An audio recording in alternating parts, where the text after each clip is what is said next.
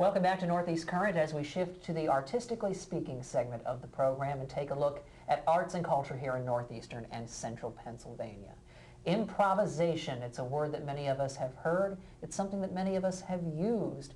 You ever get caught on the telephone when you told somebody you were going to be out because you didn't want to see them, or you were at work and you picked up the phone and you had your secretary say that you were out and you start making stuff up off the top of your head? That's improvisation. It's what I do here every single morning on the show. But these guys have made an actual show, stage show out of it. Chris O'Donnell, Keith Edwards from One Laugh at Least, the improv troupe. Gentlemen, good morning and welcome to the show. How you doing, John? I'm doing well. Good. That's good. Tell us a little bit about One Laugh at Least. Who you are, what you do, why you do it. Well, we are a group of frustrated performers having a midlife crisis.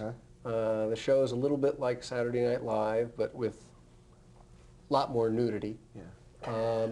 It's true. I'd say, well, not just Keith and I. Yeah, we're the only ones. It's not new. It's just more like obnoxious costumes. Oh, you okay. know, you put Keith in a leotard, and that's money in the bank. You know. I could imagine. Only this time I said no leotards. Ah, okay. So wait till you see what I'm wearing this time. Because it's a family show, I'm not going to ask. So, Family show. Well, ours is too. I'm sure it is, different types of families. For the though. Manson family. Right. Yes.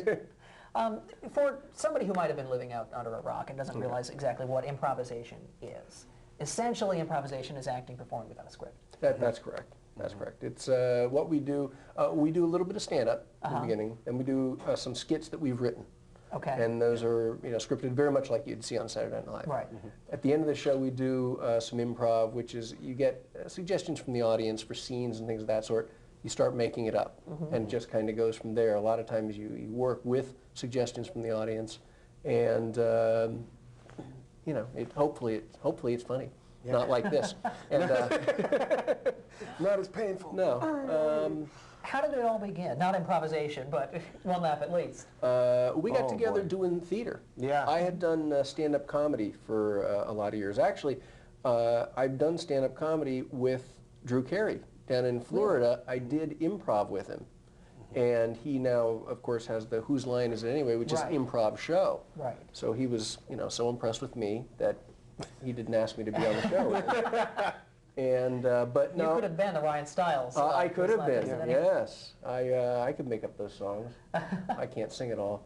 But no, I came back here. I went to law school, came back here, and started doing local theater. My wife got me to come. As a matter of fact, you were in the first play I was ever in. That was the first play you were ever in? The first play I was ever in was Christmas Carol up at Actors Circle, and you filled in years ago. And I filled in as Fred, and we played a scene together. There were about 4 adults and about 150 children. You want to talk about improvisation? I filled in that night. I didn't know the script. I was making that stuff up. That's true. It's a good thing I read the book a few times. I had to actually sit in the audience section, separated by a curtain, with about 8 children around me, and spent the whole night going, shh, shh, shh, shh.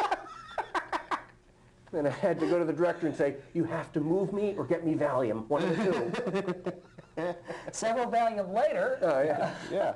But actually, I met up with Keith, and he had heard that I had done stand-up, and they were interested in putting together a comedy troupe.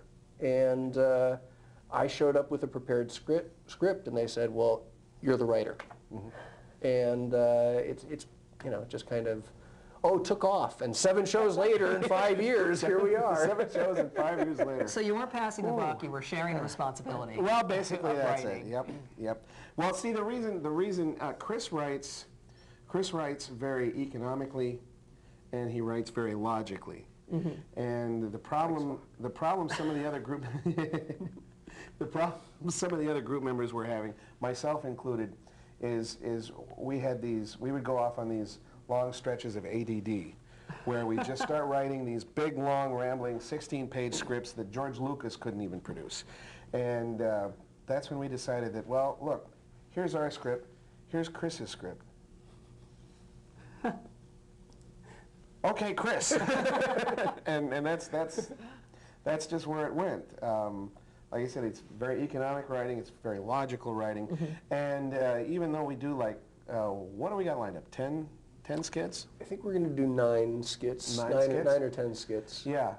So even though we're doing that many, and like we're all involved in them and stuff, they're very easy to memorize because they are so logically written. Very conversational. Yeah, conversational, and you know, and it's not just your typical comedy sketch formula of gag, you know, set up, punchline, set up, punchline. It's just a Yes, it is. well, yeah, it is, but it's not just that. It's just it's a logical thread that has a beginning, a middle, and an end. And That you don't see in a lot of those skits. Yeah, yeah. A lot of times I see when you're looking at a show like Saturday Night Live or like a Mad TV, it's all punchline. Yep. And they don't know where to end it. Yeah. Ours, we give a lot of room for letting the audience breathe. You know? Oh, that big unfunny stretch where they just catch their breath. Yeah, it's like we have one big laugh at the beginning, and then there's 3 minutes of, and then the big laugh at the end. No, I think the most important thing in terms of like comparing to Saturday Night Live or whatever, because Saturday Night Live has gotten really good again. Yeah, I got to give them credit. The writing has gotten very sharp in the past couple of years. Is always know how to end it. You got to get out, and you can't be in there too long. If it goes beyond 4 pages, you know, all of a sudden everybody's like, okay, time It's to getting move on. old. Yeah. So. So you're celebrating your 5th anniversary. Yes. And you are doing that by putting up your 7th show. Yeah. so we're not killing ourselves with our schedule. No. They've been working hard for 5 years, folks. This is how long it takes for good comedy That's to really right. happen in that 4-page script. That's right. Well, we each have real jobs and you know, that kind of thing. Well, So he's this got is just that something lawyer you do. thing going on there, yeah, too. It's happening on April 4th and 5th at Showcase Theater in Exeter. You can get information by dialing 654-2555. And pay attention to this. If you have a touch-tone phone, when you dial 654-2555, it plays Mary Had a Little Lamb. No. You didn't know that. I never noticed that. 654-2555, yeah. It does. And our You mean it listeners, really you know, does? I saying thought he the was same just- thing. It really does. I realized it one day when I was calling the theater to make a reservation. It plays Mary Had a Little Lamb. Now I'm going to have to go home and do that. Yeah. Yeah, we're all going to be out in the lobby. There's going to be all these messages, hang-ups. Yeah. Well, no, don't do that because, see, I'm the guy that goes to the theater and clears off the messages. Hang up. Oh, it's a Mary Had a Little Lamb. 37 messages. If you're going to do it, hang up before the machine picks up, please. Yeah. But I assure you, it plays Mary Had a Little Lamb. And I've been dying to tell somebody that, and I figured why not tell all of Northeastern Pennsylvania this morning on my show. Jeez. And there's also information on onelaughatleast.com. If you log on there, you will not hear Mary Had a Little Lamb. No, but you will see some really weird pictures of us. Yeah. Tell us about those. How weird are they? Well, there's a picture of, there's Chris eating ice cream. There's Jack with his hair. There's a picture of Jack that looks like Nick Nolte's mugshot. Jack, and speaking of, who else is in the troupe? Is this Jack Evans? Jack Gibbons. Jack Gibbons. Yeah. Okay. Well, there's Chris and his wife Siobhan. Right. There's Jack Gibbons, and then there's me, and we're pretty much the And original John core. Sugared, too. Yeah, and then there's John Sugard and Karen Novick, both Karen of whom were called to fill in.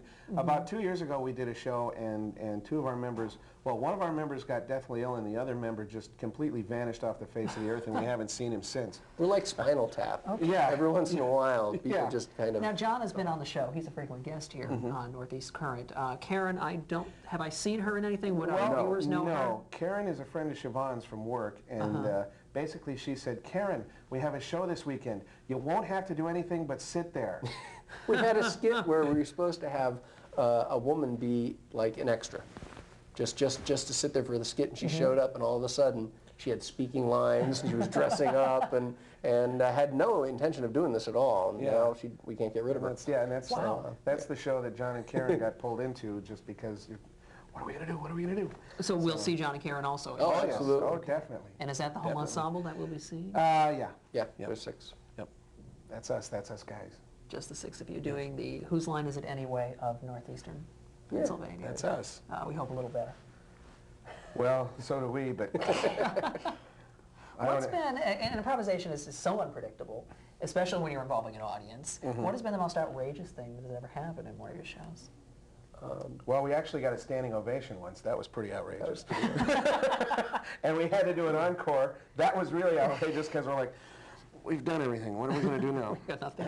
Do we don't really well, it's improv. We'll make something up.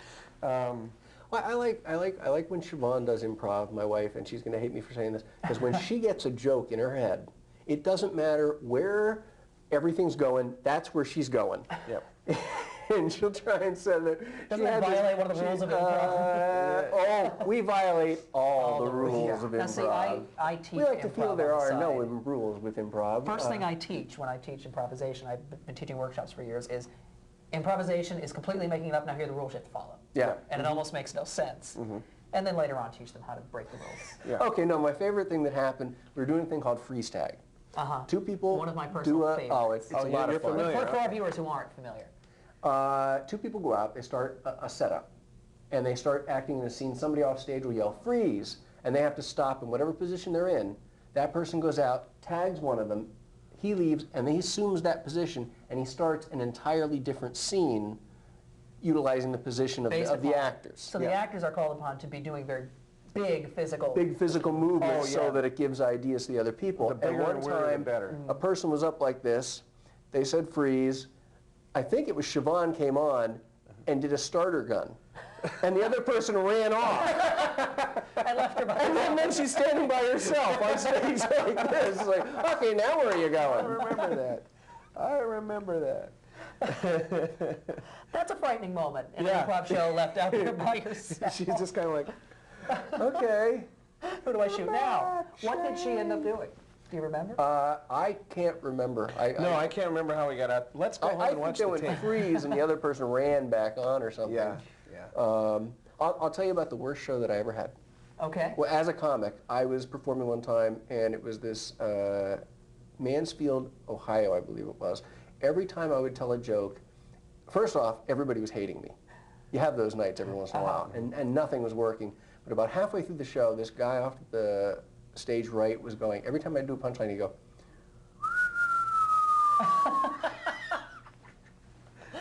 I've heard this. and you know what you do when that happens?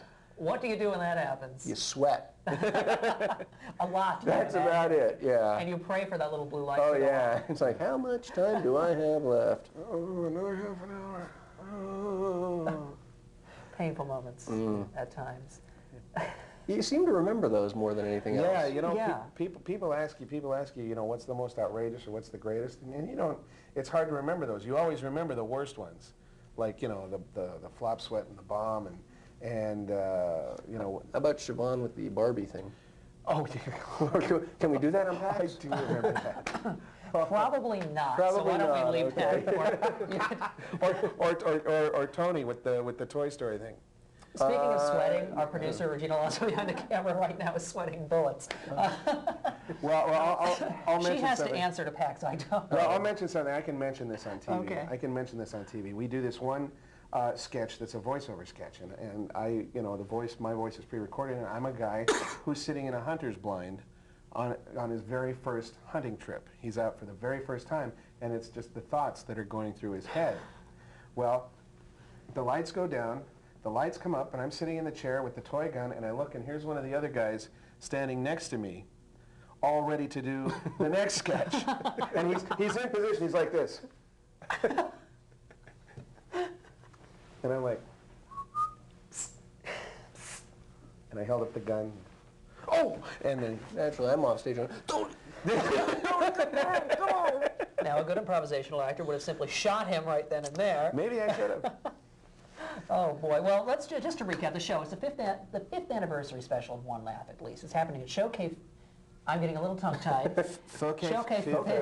Showcase Theater on Tunkhannock Avenue in Exeter. Call 654-2555. Mary Had a Little Lamb to see the show at 8 o'clock. How much are tickets? $10. $10. Tickets are $10. They support the Keith Edwards Wallet Expansion Fund. Since my kids are old enough and they haven't decided to go to college yet, we'll just do something else with the money. You can log on to One Laugh at least for more information. That's going to wrap it up for us. Gentlemen, thank you so much. Thank you, We will John. see Thank you you, John. soon. Until next time, keep the stage lights lit, the music playing, let the artwork abound for all to see. I'm John Baldino, artistically speaking.